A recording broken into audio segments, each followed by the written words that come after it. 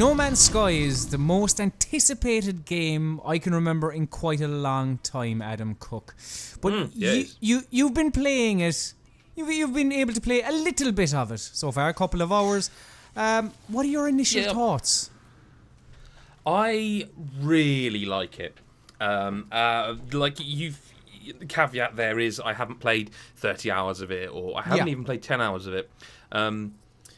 I mean, where do you want to start? I mean, go on. I mean, there's a couple of things that were... Well, there's a few things about this game, right? It's been very hyped. The message has been very muddled. I'll ask you a question straight away. How many players? How many players have you met? None. Right. Okay. Yeah. Because it's not that. It's not that. It's not a multi. Like first message, I will correct whether you believe the messages have been mixed, whatever. I will tell you right now, this is not a multiplayer game. You will meet other people. They're not other people in real life. They are AI characters. They are aliens. Okay. NPCs. Is there and Sean Murray kind of cleared that up, that there isn't. You're not going to meet, like, I'm not going to be playing No Man's Sky on my PS4 and meet you. No, and I'm quite glad of that. That's not what I wanted from this game. So what? I mean, I'm not saying you can't, because I don't know if you can. But I'm 99% sure that no one there. If anyone ever does, it will be the absolute 0.01%. Yeah. And also, I would say that I'm not saying that that's not something they may add at a later date. 6 months or 12 months' time, when people have actually hit the center of the universe, or whatever the goal ends up being. Maybe that's something they can add, because it sure seems like they are intending to keep adding to this game. So what is No Man's Sky? Like, in terms of, you talk about there being NPCs and you can chat to them. Like, what is No Man's Sky, Adam? In a nutshell. It's a survival game, I think, is the broadest way of describing what it is. It's a space survival game. Like, you start the game. I mean, there is a story. There is. There are story threads. I'm way too early to know where they're going or what they are. But there's kind of choose your own text adventure style things, because you can't. So Cullum, you'll know what I'm talking about here, and I should say, anyone listening, I'm so sorry for jumping around, but this is one of those games that kind of leaves you breathless, and that keeps you awake at night thinking about what is possible, what's going on. So if I'm, babbling a little bit, it's because I'm trying to analyze everything I've seen and the potential, and try and get it into words, and there's just so much going on. So in Rise of the Tomb Raider, there's a curveball for you. You find things and they teach you more language. Yeah. Mm-hmm. That's in this game too. So you meet an alien and he speaks to you, but not audibly. It's like text comes up and basically that's what it may as well be. Some of it looks Russian, but with English alphabet. It's that kind of thing. Yeah. It means nothing to you. However, there are ways you can unscramble these things. Like, there are kind of monolith things that teach you one word. So the one word I have learned so far in a certain alien language is rare. Like the game dev, rare. Yeah. So that word has popped up once in conversation, but I don't know what he's referring to. He could be saying, "Oh, it's rare to find a sexy specimen such as yourself. I can't wait to eat you." Or he could be saying, more. That's likely, very probably. interesting. Yeah, that's the kind of the Metal Gear Solid school of Metal Gear Solid 5. Also, yes. So there's that. So you speak to those people, and on the right hand side, it kind of pops up like a big wall of text, which at this point, they need to run through a proof editor. There's some apostrophes missing quite regularly, but it's normal people don't notice that, probably, just me. And they'll be like, it's kind of like, do you remember the TV show Nightmare? I do. Kind of like, a man approaches you. He looks at you strangely, and you can tell he wants something. He looks at your inventory and starts gesticulating at your plutonium. It's that sort of thing. And then sometimes it'll be like, you can give them this, or you can give them uncommon this, or rare this, or if you've got nothing, walk away, because you can't do anything. And if you do something for them like that, you will get perhaps a blueprint or an item or something worth selling. But you will also deepen your affinity with that particular race or gang, which is fucking cool. So does that basically mean that they are less likely to attack you, or? I don't know yet. That's the thing.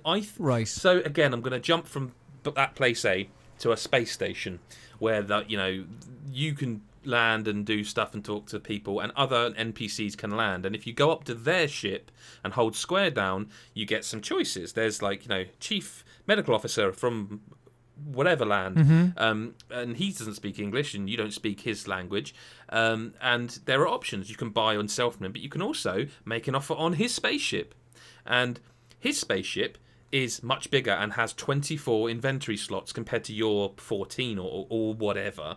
But it costs 1.2 million units, and you don't have that at the moment. So again, something to get towards, because a lot of the time on the planets is spent, mining, resource gathering, foraging, and of course those things take up inventory slots, and each of your equipment things have a certain amount of inventory slots. Now, again, stop me if I'm going too quick, because this is just how much there is to this game. In those inventory slots, you can store resources that you've mined, like plutonium, like I'm spacing, literally there's lots of them. Gold, space platinum. Gold, right? Okay, space platinum. Yeah, just gold in this actually.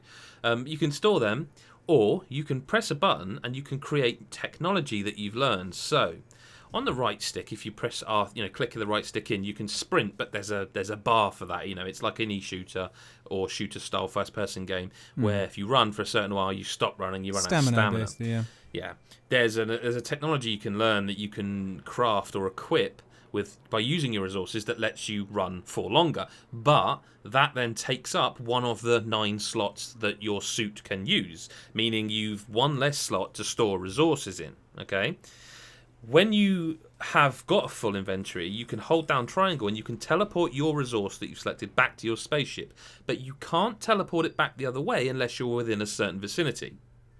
So it becomes about resource management, literal resource management, thought of your foraging. And I'll be honest, at the start there's so much thrown at you that you do sort of think, this looks cool, but I don't know if I can cope. And then there's a point where, you do.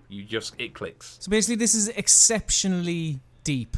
There's a lot of systems, a lot of things. I mean, yeah.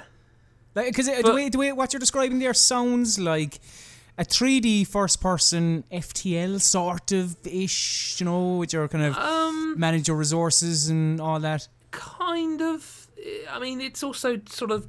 See, there's some things about this game that are going to make people absolutely rage and just say, I hate this, I'm never playing this. So the quests in the tutorial areas are basically like, fix your ship. Your ship's knackered, fix it so you can leave the planet. It's a nice way of tutorializing, because it means you learn the basics, which are forage, fix, keep things working, go up into space, look around, warp, go back that, whatever. So you literally have to fix your ship, then fuel your ship, then take off. That's the first main thing. Like, get off this planet, get into space.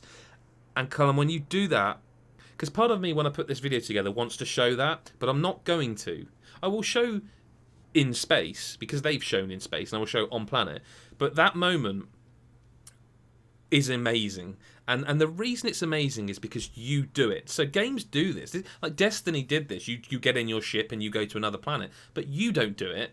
It's kind of all done for you. In this, you fix your ship, you press a button and you get in your ship, you press another button to take off, you point your ship at the sky, and you boost out of the atmosphere into space. And you are still in control. The loading is basically masked by this, and it's very clever. And then when you're in space, you are still in control, and you move around, and you go to you look, there's somewhere I want to go.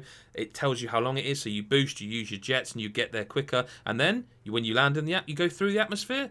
Again, you're in control of this game. It's very clever and very empowering. Is flying around space entertaining?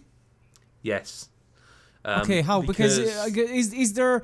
It's kind of like the old age, The Witcher 3, the size of the world is absolutely massive, but Witcher 3 is a bad example because there is stuff to do, but you know what I'm saying when a game says there's this massive... We're bigger than Skyrim. Yeah, exactly, but then it's not filled with things to do. Like, I imagine the planets are, but the space, the atmosphere, the sky, as it were, is there things to do there?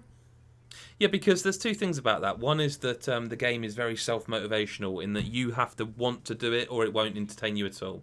And second of all, it's quite well compartmentalised in that space is one thing you do, planets are a thing you do, space station, it's all... So you go into your menus and you can look and it will tell you that in the galaxy you're in that you've discovered, there are 3 planets and 1 moon. So you know what there is to do. You know what I mean? Like, I'm at the point where I've got a hyperdrive and I can get a bit closer to that centre. I can, jump one deeper, so to speak, towards the centre. Yeah. But I don't want to because there's 2 planets I haven't explored yet.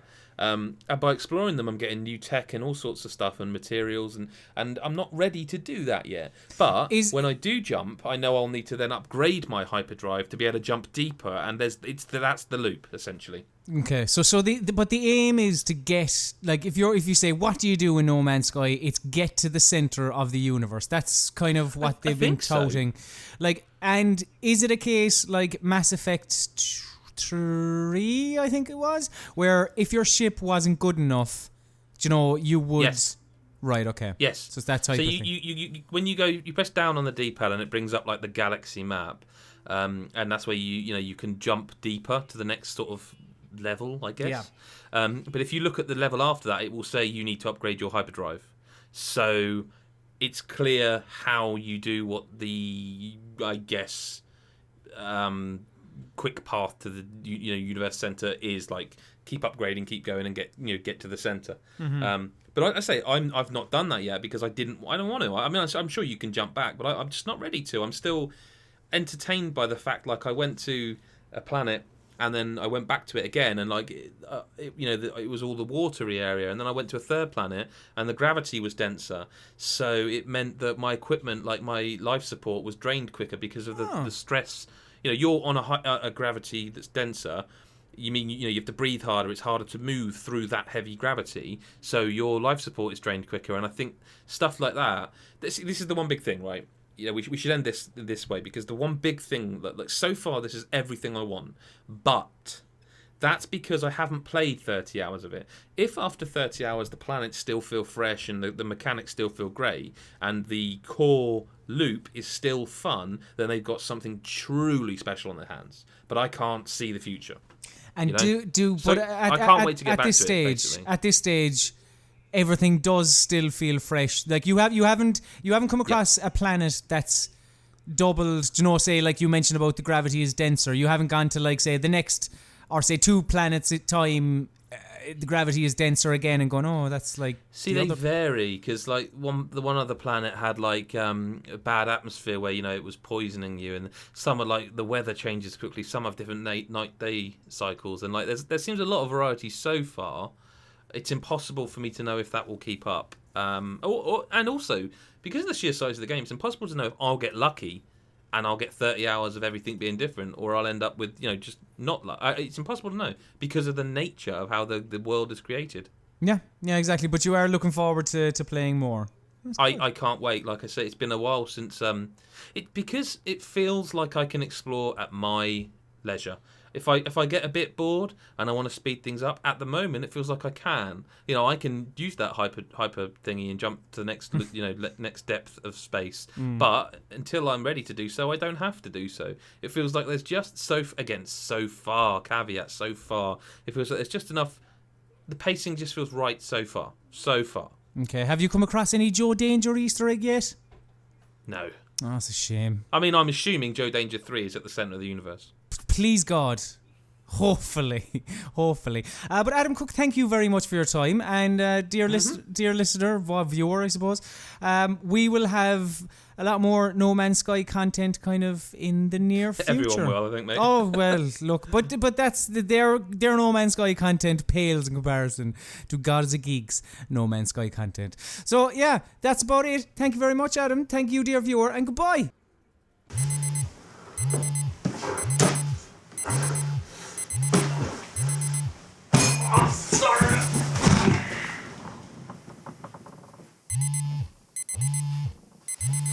Should have backed the GodisaGeek Patreon.